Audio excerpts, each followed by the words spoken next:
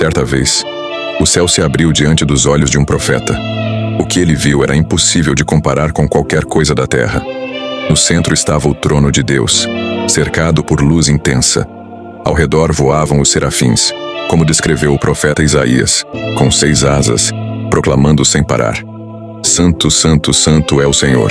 Mais adiante estavam os querubins, poderosos guardiões da glória divina, semelhantes aos seres que o profeta Ezequiel viu em sua visão.